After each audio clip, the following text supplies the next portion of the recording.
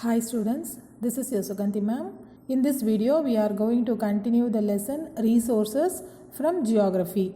In our previous video, we learnt about renewable resources. And in this video, we are going to learn about non-renewable resources. The first point is natural resources that once consumed and cannot be replaced is called non-renewable resources. Once these resources are used up, they cannot be replaced, which is a major problem for humanity as we are currently dependent on them to supply most of our energy needs. எந்த ஒரு ரீசோர்ஸை நம்ம பயன்படுத்தினதுக்கு பிறகு திரும்ப நம்மளால் replace பண்ண முடியாதோ அதை தான் நம்ம நான் ரெனியூவபிள் ரீசோர்ஸஸ் அப்படின்னு சொல்கிறோம். த next point is continuous consumption of non-renewable resources ultimately leads to exhaustion. If we continuously using this type of non-renewable resources, it will get over and will not available for our next generation. So நம்ம இந்த மாதிரியான நான் renewable ரீசோர்ஸை வந்து கண்டினியூஸாக use பண்ணிக்கிட்டே இருந்தோம்னா ஒரு நாள் அந்த ரீசோர்ஸே நமக்கு இல்லாமல் போயிடும். The next point is non-renewable resources can be divided into three types. They are metallic resources, non-metallic resources and fossil fuels resources. First, we are going to learn about metallic resources. Metallic resources are the type of resources that are composed of metals. These are hard substances which are the good conductors of heat and electricity. So, these metallic resources are made up of metals. These metals are hard in nature and heat and electricity easily can flow through it. The examples for metallic resources are iron, copper, gold, bauxite, silver, manganese, etc. So in this video we are going to learn about iron, copper, gold alone. In our next video we are going to learn about bauxite, silver and manganese. Okay. First இந்த metallic resource அப்படின்னா என்னென்னா எந்த ஒரு resource வந்து உலோகத்தால் அதாவது மெட்டலால் ஆனதோ அதை தான் வந்து நம்ம மெட்டாலிக் ரீசோர்ஸஸ் அப்படின்னு சொல்கிறோம். இது வந்து ஒரு ஹார்ட் சப்ஸ்டன்ஸ். அது மட்டும் இல்லாமல் இந்த சப்ஸ்டன்ஸ் வந்து ஹீட்டையும் எலக்ட்ரிசிட்டியும் ஈஸியாக கண்டக்ட் பண்ணும். ஓகே, இதுக்கு எக்ஸாம்பிள்ஸ் என்னென்னு பார்த்தீங்கன்னா iron, copper, gold, bauxite, silver, manganese, இது மாதிரி நிறைய மெட்டல்ஸ் இருக்குது. இந்த வீடியோவில் நம்ம பார்க்க போகிறது அயன், காப்பர், கோல்டு மட்டும்தான். மீதி இருக்க பாக்சைட், சில்வர், மேங்கனீஸ்லாம் நம்ம நெக்ஸ்ட் வீடியோவில் படிக்க போகிறோம். Okay, so first one is iron. Iron is the fourth most common element in the Earth's crust and the most widely available metal. We all know iron, right? This iron is the fourth common element which we get from Earth crust. What is Earth crust? It is the upper layer of the earth, isn't it? So we are getting iron from the upper layer of the earth surface. And also it is available in large amount. So நம்ம எல்லாத்துக்குமே iron தெரியும். தமிழில் இதை இரும்பு அப்படின்னு சொல்லுவாங்க. வேர்ல்டுலேயே கிடைக்கிற மெட்டல்லையே அதிக அளவில் பயன்படுத்துறதுல 4வது இடத்துல இருக்கிறது பார்த்திங்கன்னா அயன். அது மட்டும் இல்லாமல் அதிக அளவில் நமக்கு கிடைக்குது. Okay, the next point is magnetite and hematite are the common ore for iron which occurs normally in the rocks of the crust. So what is ore? Ore is natural rock or sediment that contains one or more valuable metals. Okay, this ore should be mined and processed to get the pure form of metal. Here magnetite and hematite are the common ores of iron. It can be found as rocks in the upper part of the earth's layer which is known as crust. I already told you, isn't it? Magnetite and hematite அப்படிங்கிறது தான் வந்து அயனோட முக்கியமான ஓர்ஸ்னால் என்னென்னா தாதுன்னு சொல்லுவாங்க தமிழில். அதாவது ரா form of iron. இரும்பு முதல்ல நமக்கு எர்த்தில் கிடைக்கும்போது இம்ப்யூரிட்டிஸோட கலந்து தான் கிடைக்கும். அதை தான் ஓர் அப்படின்னு சொல்லுவோம். ஓகேவா, இது நார்மலாக பாறைகள் மாதிரி வந்து எர்த்தோட க்ரஸ்டில் வந்து இருக்குது. The next point is iron ore is the key raw material in making steel and 98% of iron are extracted is using to make steel. Iron is the important metal to produce steel and 98% of iron produces used to make steels. Look at the vessels. This type of vessels are used by every one of us, right? This metal is known as steel. பூமியிலேருந்து எடுக்கப்படுற பெரும்பாலான iron வந்து நம்ம steel செய்யறதுக்கு தான் use பண்ணுறாங்க. அதாவது 98% of iron ore வந்து இந்த ஸ்டீல் செய்யறதுக்காக மட்டுமே பயன்படுத்துகிறாங்க. இந்த ஸ்டீல்ன்றது வேற ஒன்றும் இல்லை, நம்ம வீட்டில் பயன்படுத்துகிற இந்த பாத்திரங்கள் இருக்கு இல்லையா, இப்போ நம்ம பிக்சரில் பார்த்தோம் இல்லையா, இந்த பாத்திரங்கள் செய்ய பயன்படுற அந்த மெட்டல் தான் நம்ம ஸ்டீல் அப்படின்னு சொல்கிறோம் இல்லையா. So the next point is pure iron ore is very soft but its strength increased many folds by adding small amount of carbon and manganese. What are you thinking about iron? It is very hard and we cannot break it, right? But naturally iron is very soft metal. It is strengthened by making many folds and also by adding small amount of carbon and manganese. So நம்ம எல்லாரும் இரும்பை பற்றி என்ன நினச்சிருக்கோம், இரும்புன்றது வந்து ரொம்ப ஹார்டான metal, அதை நம்மளால் உடைக்கவே முடியாது அப்படிலாம் தானே நினைக்கிறோம். ஆனால் நேச்சுரலி பார்த்திங்கன்னா இரும்பு வந்து ரொம்பவும் ஒரு சாஃப்டான மெட்டல். அதில் நிறைய மடிப்புகள் மடித்து அதை வந்து ஸ்ட்ரென்த் பண்ணுறாங்க. அதை ஹார்டன் பண்ணுறதுக்கு அது கூட கார்பனும் மேங்கனீஸும் ஆட் பண்ணுறாங்க. The next point is its low cost and high earth strength makes its usable in engineering applications such as the construction of machinery and machine tools, automobiles, construction of large ships, structural components of building, bridges, etc. Because of its low cost and high strength, it is used in the construction of machinery and machine tools, automobiles, construction of large ships, structural components of buildings, bridges, etcetera. இந்த iron வந்து low காஸ்டாகவும் அதிக வலிமை உடையதாகவும் இருக்கிறதுனால பல முக்கியமான பொருட்கள் தயாரிக்கிறதுக்கு வந்து இந்த அயனை வந்து பயன்படுத்துகிறாங்க.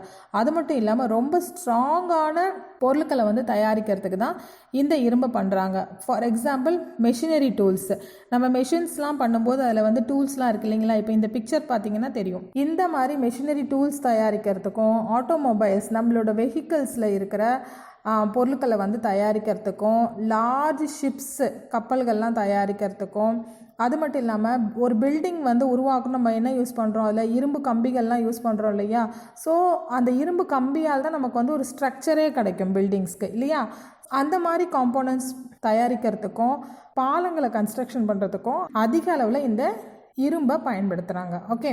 So the next point is iron ore is mined in about 50 countries. Among the iron ore producing countries, China, Australia, Brazil, India and Russia are the principal producers, accounting for 85% of the world's total output of iron ore. These countries have 70% of the total reserves of the world. So totally around 50 countries are mining gold nowadays, but among that the main countries are China, Australia, Brazil, India and Russia, and these countries have 85% of world's total output of iron ore, and these countries have 70% of the total reserves of the world. Reserves means savings. Okay. Iron பார்த்தீங்கன்னா கிட்டத்தட்ட ஒரு 50 கண்ட்ரீஸில் வந்து தோண்டி எடுத்துகிட்டு இருக்காங்க. ஆனால் அதில் வந்து முக்கியமான கண்ட்ரிஸ் எதுன்னு பார்த்தீங்கன்னா China, Australia, Brazil, India and Russia. Okay. இதில் பார்த்தீங்கன்னா மொத்தமாக 50 கண்ட்ரிஸ் கிட்ட கிடைக்கிறதுல இந்த சில கண்ட்ரிஸ் மட்டுமே 85% ஆஃப் அயன் ஓரை வந்து ப்ரொடியூஸ் பண்ணுறாங்க. அது மட்டும் இல்லாமல் இந்த கண்ட்ரிஸ் வந்து 70% ஆஃப் ஓர் வந்து அவங்களோட ரிசர்வ்ஸில் வச்சுருக்காங்க. ரிசர்வ்ஸ்னால் சேவிங்ஸில் வச்சுருக்காங்க. அந்த last point is Jharkhand, Odisha, Madhya Pradesh, Chhattisgarh, Karnataka and Goa account for over 95% of the total reserves of India. Iron was found at Kanjamalai in Tamil Nadu. So இந்தியாவில் பார்த்தீங்கன்னா 95% சேவிங்ஸ் ஆஃப் ஓர் எங்கே இருக்குது அப்படின்னா ஜார்க்கண்ட், ஒடிஷா, மத்திய பிரதேஷ், சத்தீஸ்கர், கர்நாடகா அண்ட் கோவாவில் இருக்குது. அண்ட் தென் இந்தியாவில் தமிழ்நாட்டில் பார்த்தீங்கன்னா கஞ்சமலையில் அதிக அளவில் இரும்பு தாதுக்கள் அதாவது அயன் ஓர்ஸ் இருக்குது. Next we are going to learn about copper. The first point is copper is one of the first metals known and used by man. Copper ranks as the third most consumed industrial metal in the world after iron and aluminium. So look at this. This is the ore of copper. மனிதனால் முதல்ல கண்டுபிடிக்கப்பட்டு பயன்படுத்தப்பட்ட மெட்டலில் வந்து copper தான் first இருக்குது. இண்டஸ்ட்ரியில் பயன்படுத்தப்படுற மெட்டலில் copper வந்து 3வது இடத்துல இருக்குது. முதல் 2 இடத்துல அயனும் அலுமினியமும் இருக்குது. The next point is copper is good conductor of heat and electricity. About 3/4 of copper is used to make electrical wires, telecommunication cables and electronics. Since copper is a very good conductor of heat and electricity, it is used in many electrical related equipments like electrical wires, telecommunication cables and electronics items. So copper வந்து ஹீட்டையும் எலக்ட்ரிசிட்டியும் நல்லபடியாக கடத்துறதுனால electrical சம்மந்தப்பட்ட பொருட்களை தயாரிக்கிறதுல அதிக அளவில் copper பயன்படுத்தப்படுறது.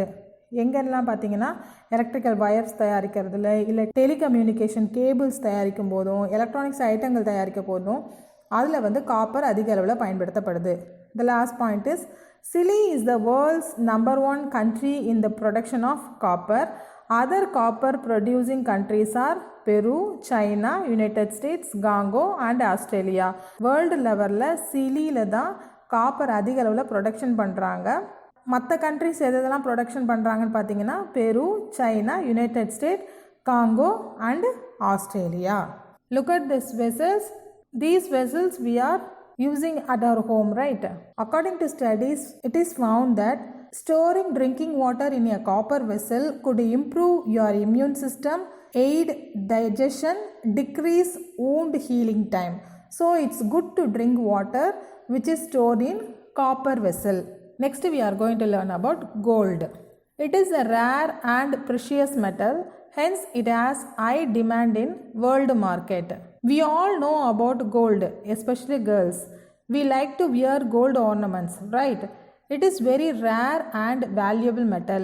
So it has high demand in world market. இப்போ படிக்க போகிறது என்னென்னா கோல்டு பற்றி நம்ம எல்லாருக்குமே தெரியும். நிறைய பேர் கோல்டு யூஸ் பண்ணுறதுனால கோல்டுக்கு டிமாண்ட் அதிகமாகவே தான் இருக்கும்.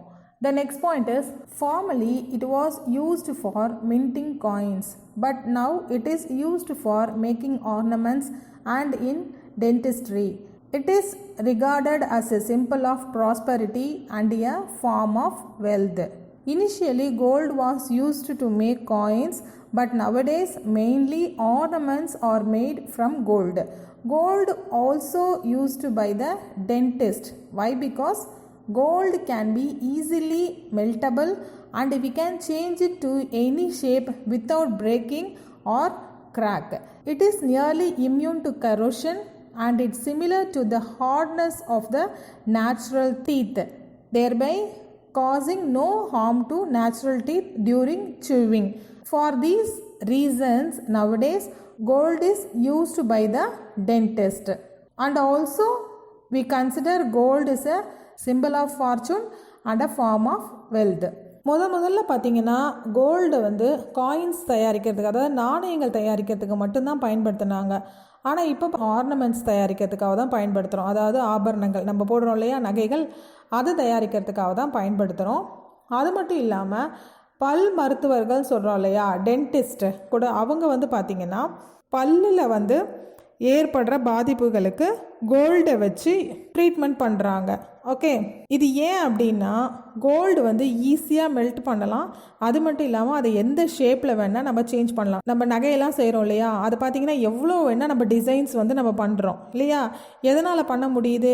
நம்ம ஈஸியாக அந்த ஃபார்முக்கு வந்து கோல்டை வந்து கொண்டு வர முடியுது. அது மட்டும் இல்லாமல் நம்மளோட நேச்சுரல் டீத்தோட ஹார்ட்னஸும் கோல்டோட ஹார்ட்னஸும் ஒரே மாதிரியாக இருக்கிறனால இந்த மாதிரி டீத்தில் பாதிப்பு வரும்போது அந்த இடத்துல கோல்டை வச்சு ட்ரீட்மெண்ட் பண்ணுறாங்க. நம்ம வந்து கோல்டை வந்து அது மட்டும் இல்லாமல் ஒரு அதிர்ஷ்டமாகவும் நமக்கு இருக்கிற ஒரு பெரிய செல்வமாகவும் நம்ம பார்த்துட்டு இருக்கோம் இல்லையா. த next point is China is the world's largest producer of gold. Also Australia, Russia, United States, South Africa and Canada are the major producers of gold. So வேர்ல்டுலேயே சைனா தான் கோல்டு அதிக அளவு ப்ரொடியூஸ் பண்ணுறாங்க. அதுக்கப்புறமா தான் Australia, Russia, United States, South Africa and Canada இவங்கெல்லாம் வராங்க. Okay, so next point is among these countries Australia has 9,500 tons reserves of gold ore and it is world's leading country in the gold ore reserves. So I already told you reserves means savings. சேவிங்ஸில் வச்சுருக்கிறது. Australia வந்து பார்த்திங்கன்னா இதோட 9,500 tons of gold ores வந்து அவங்க ரிசர்வ்ஸில் வச்சுருக்காங்க. So Australia தான் உலகத்திலேயே அதிக அளவில் கோல்டை வந்து ரிசர்வ்ஸில் வச்சுருக்கிற கண்ட்ரி. அந்த next point is Karnataka is the largest producer of gold in India.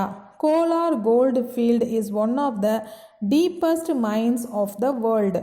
So கர்நாடகாவில் இருக்கிற கோலார் கோல்டு ஃபீல்டில் வந்து இந்தியாவிலேயே அதிக அளவில் கோல்டு ஓர் வந்து இருக்கிற இடம்.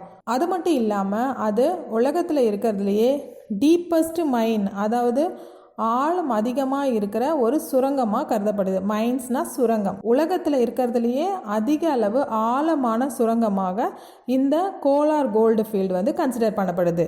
ஓகேவா? So now we learned about iron, copper and gold, and in our next video we are going to learn about bauxite, silver and manganese. Okay, so thank you for watching this video. Thank you so much.